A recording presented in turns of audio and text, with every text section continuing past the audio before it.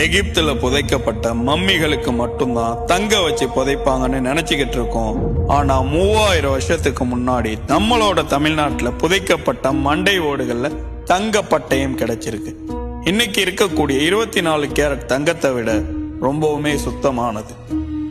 ஆதிச்சநல்லூர் தாமிரபரணி ஆத்து பக்கத்துல இருக்கக்கூடிய இந்த இடத்துல கிடைச்ச விஷயங்கள் உலகத்தையே திரும்பி பார்க்க வச்சிருக்கு. ஆதிச்சநல்லூர்ல கிடைச்ச பொருட்கள் எந்த அளவுக்கு பழமையானதுன்னா கிமு 905 கிமு 696 வரை பழமையானதுன்னு உறுதி பண்ணியிருக்காங்க.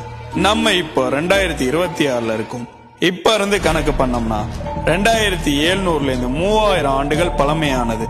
சிந்து சமவெளி நாகரிகத்துக்கு இணையானதும் கூட. இங்க புதைக்கப்பட்ட அந்த தாளிகள் அந்த மண்பானையோட அளவுங்கிறது ரொம்ப பெருசா இருந்திருக்கு.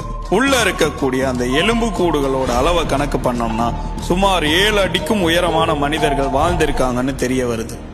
அதே மாதிரி அங்க கிடைச்ச இரும்பு வாள்கள் இப்ப வரைக்கும் துரு பிடிக்காம இருந்திருக்கு. 3000 வருஷத்துக்கு முன்னாடி வாழ்ந்த மனுஷங்க இந்த ஒரு விஷயத்தை எப்படி பண்ணாங்கன்னு யாருக்குமே தெரியாது.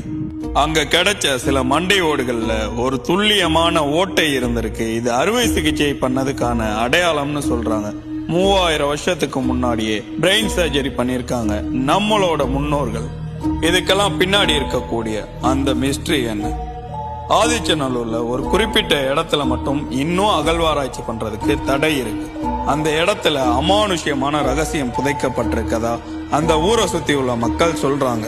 அதே சமயம் இரவு நேரங்கள்ல அந்த இடத்துல வினோதமான சத்தங்கள் கேட்கிறதாவும் சொல்றாங்க. ஆதிச்சநல்லூர்ல தாளிகள் புதைக்கப்பட்ட விதம் ரொம்ப துல்லியமானது.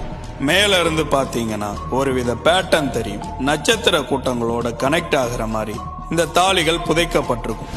எதுக்காக நட்சத்திரங்களோட கனெக்ட் பண்ணி இந்த தாளிகள் புதைக்கப்பட்டது? டீட்டெயில் வேணும்னு நினைச்சீங்கன்னா கமெண்ட் பண்ணுங்க.